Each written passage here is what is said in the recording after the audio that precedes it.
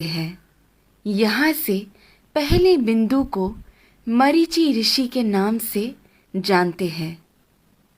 उसके बाद में जो बिंदु है वो कहलाते हैं ऋषि वशिष्ठा।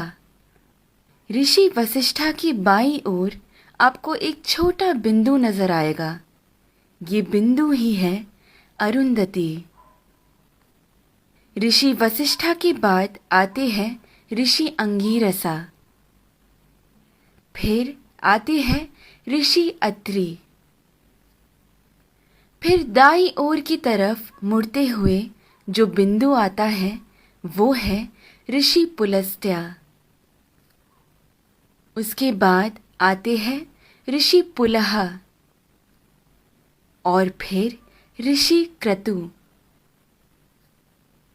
ऋषि पुलह और क्रतु के अंतर को 5 गुना मिलाकर नीचे की तरफ आएंगे तो वहां बसे हैं ध्रुव नक्षत्र।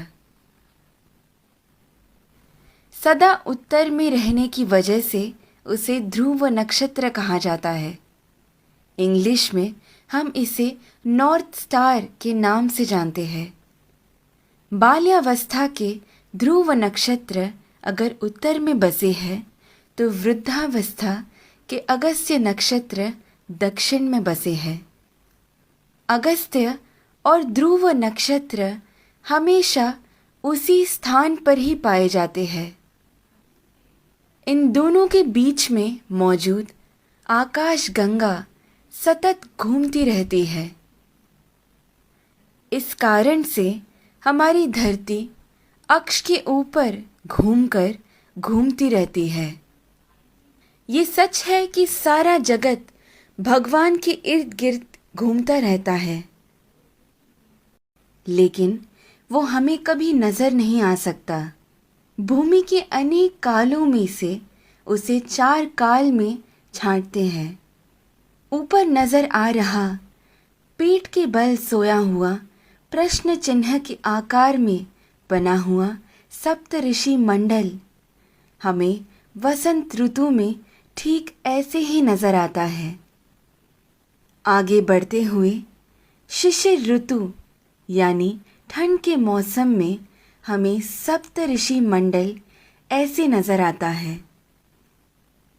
फिर शरद ऋतु में जब सारे पत्ते झड़ने लगते हैं तब सप्त ऋषि मंडल हमें ऐसे पीठ के बल सोया हुआ प्रश्न चिन्ह के आकार में नजर आता है।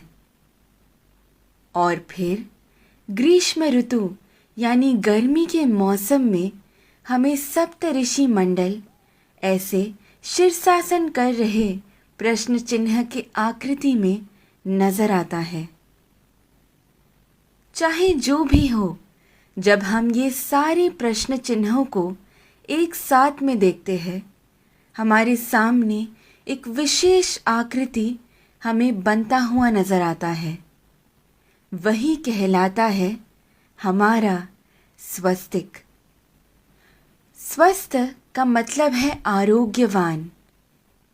स्वस्तिक का महत्व मेरे पिता मुझे हमेशा से बताते आए हैं, लेकिन हर क्षण प्रयोग में ला रहे इस स्वस्तिक का जन्म कहाँ से हुआ ये आज मेरे पिता द्वारा जाना, जो आप सभी में मैंने बांटना चाहा। ध्रुव नक्षत्र को देखते हुए हमें ये मालूम होता है कि हम पूरी जिंदगी जिस दिशा की ओर बहते जा रहे हैं वही है उत्तर दिशा। इसीलिए शायद हमारी भूमि पर भी दक्षिण में अधिक जल है और उत्तर की ओर अधिक ज़मीन है। इस विषय को इतनी सुंदरता से वीडियो के रूप में बनाकर आप सभी को समझाने का श्रेय जाता है मुक्ता जी को। धन्यवाद। तत्परा अहोरात्रा।